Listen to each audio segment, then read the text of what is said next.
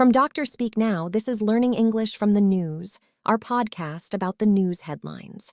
In this program, the 2026 World Cup is shaping up to be the most political soccer tournament in history. Hey, I'm David. And I'm Anna.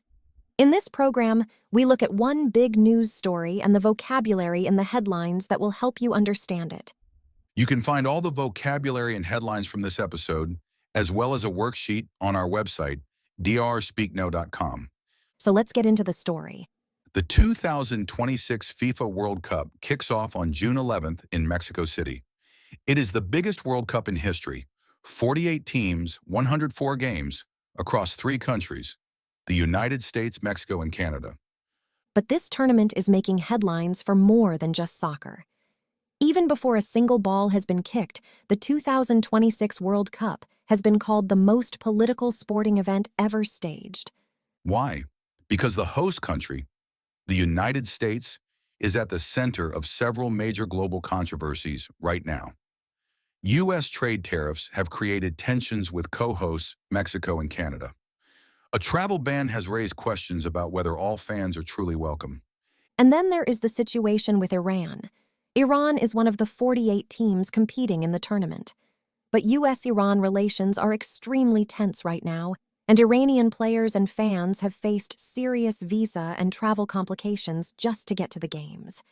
On top of all that, FIFA, the organization that runs world soccer, has a very close relationship with U.S. President Donald Trump.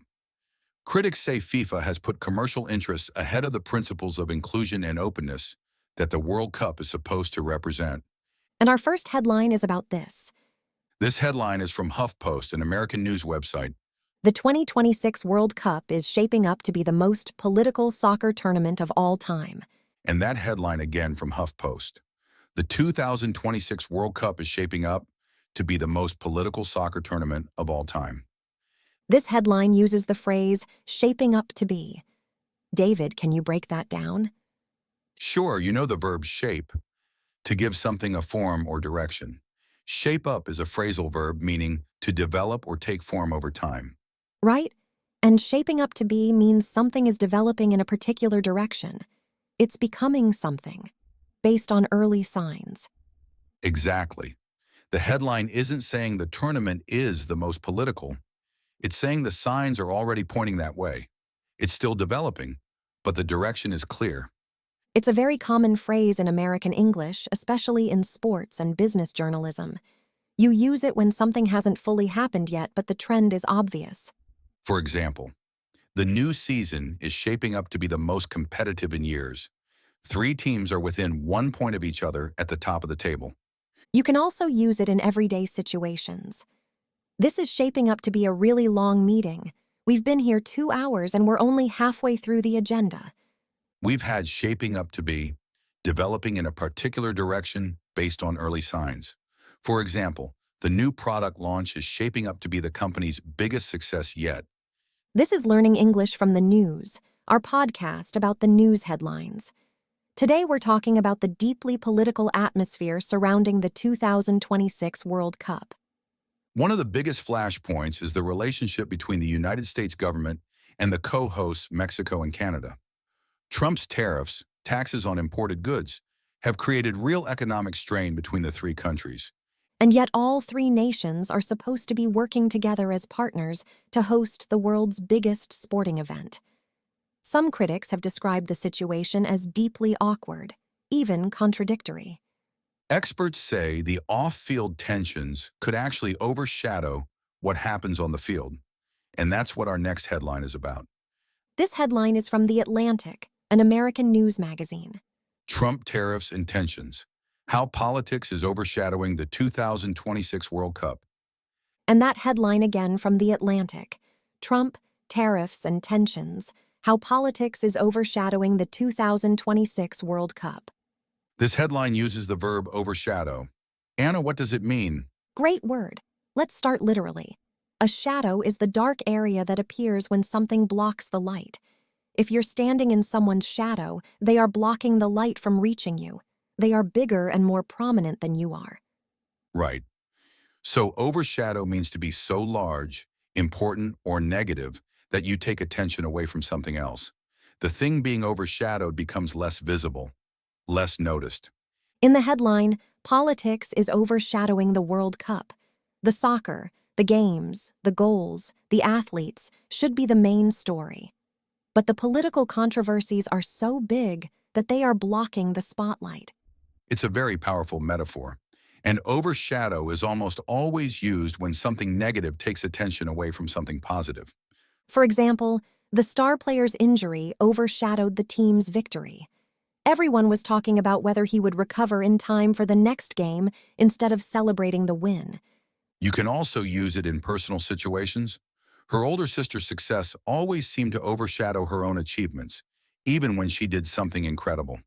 We've had overshadow, to take attention away from something by being more prominent, usually in a negative way. For example, the financial scandal overshadowed the company's strongest sales quarter in a decade. This is Learning English from the news from Dr. Speak Now. We're talking about the political controversies surrounding the 2026 World Cup, from trade tariffs to travel bans to questions about FIFA's independence. But perhaps the most fundamental question being asked is this: can a global celebration of sport truly be inclusive when the host country has policies that make it harder for some fans and players to enter?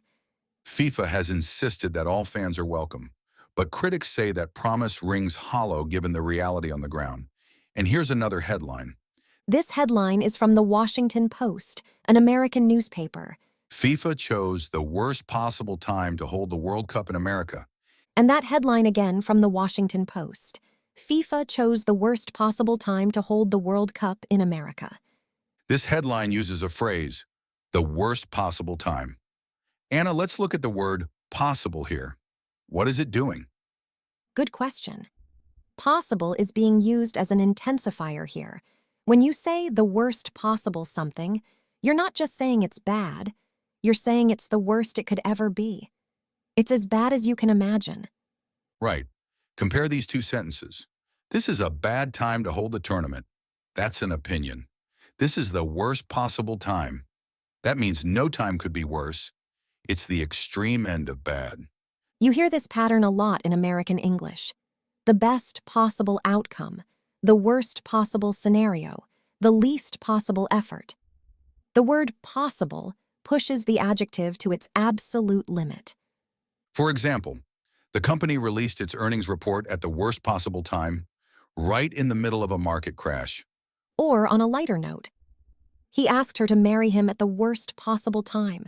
She was stuck in traffic and already late for work.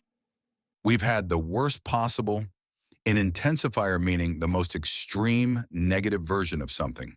For example, the team picked the worst possible moment to lose their star player, the night before the championship game. That's it for this episode of Learning English from the News. We'll be back next week with another news story. For more real-world English from sports, politics, and beyond, check out our full playlist at drspeakno.com.